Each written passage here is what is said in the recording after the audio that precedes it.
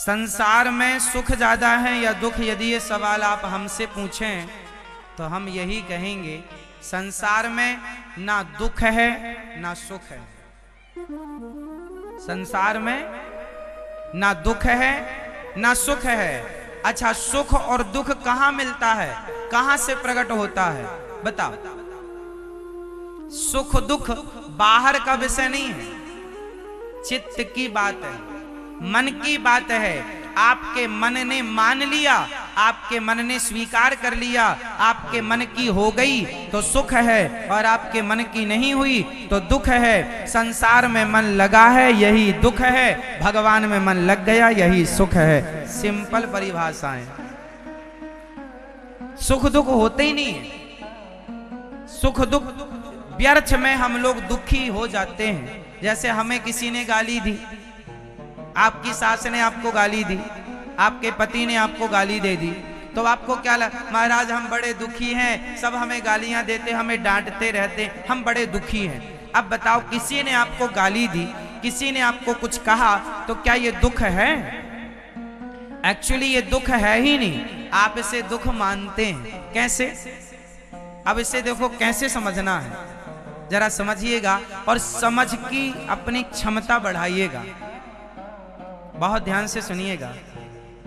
आपके पति और आपकी सास ने गाली दे दी आपको, माना की, तो आपको क्या लगता है? हम बड़े दुखी हैं, हमें सब डांटते, हम बड़े दुखी हैं महाराज, सबसे दुखी हैं, ऐसा आप बोलते हैं ना? ये दुख नहीं है। अच्छा ये बताओ, जब आप कभी कुत्ते के सामने जाते हैं तो कुत्ता आपको देखकर भौंकता है या आरती उतारता है?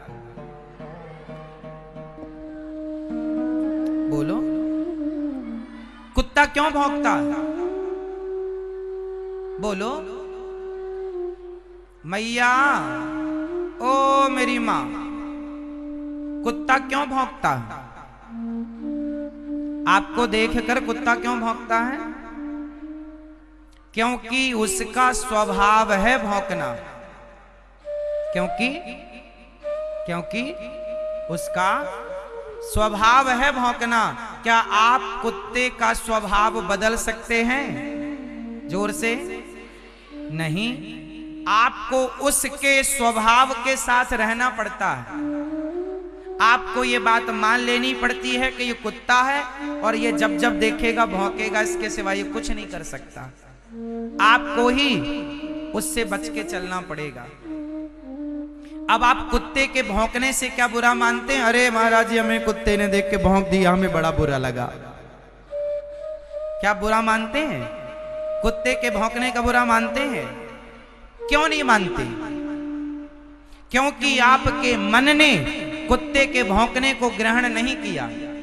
समझिए, आपके मन ने कुत्ते के भौंकने को एक्सेप्ट नहीं किया, जबकि सास भी कुत्ते की तरह भौंक रही है,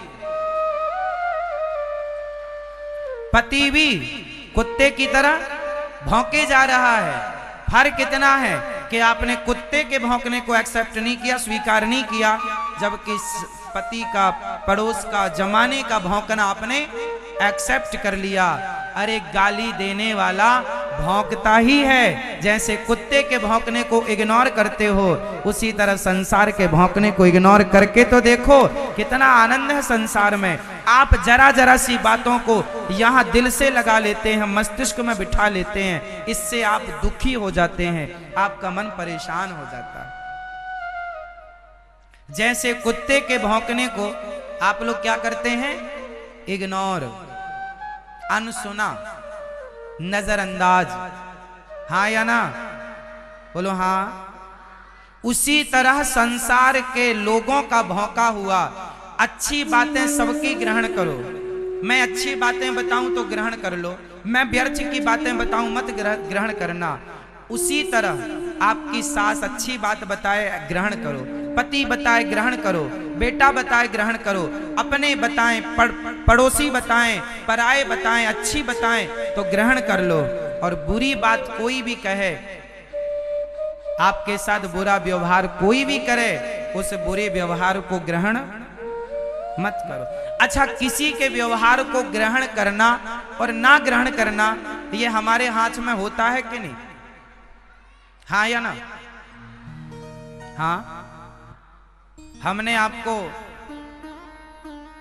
राम राम कहा, राम राम की हमने आपसे राम राम, आपने हमारी राम राम ली, ये आपके हाथ में है।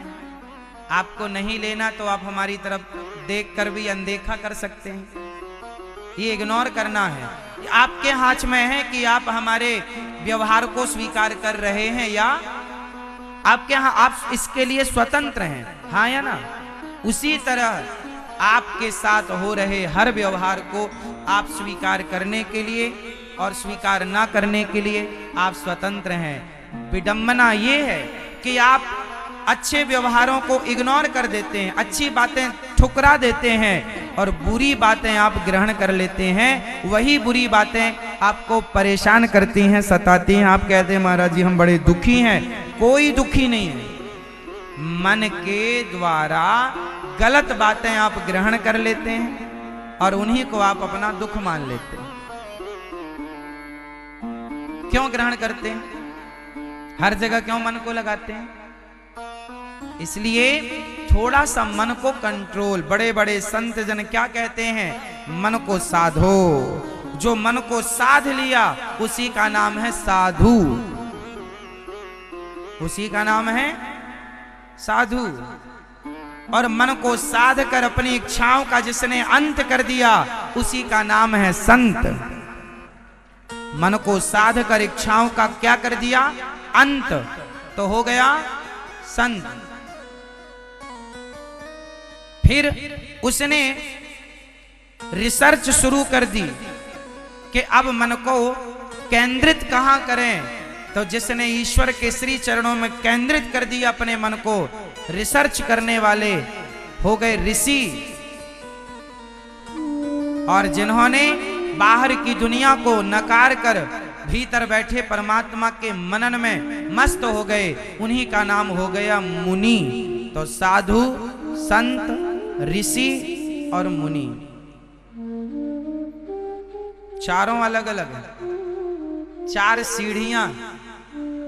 आप किस सीढ़ी पर खड़े हैं आप देखिए। आप अभी कहां पहुंचे? अभी साधना है या संत हो गए या ऋषि हो गए या मुनि हो गए? आप कहां पहुंचे अब ये आपको देखना है।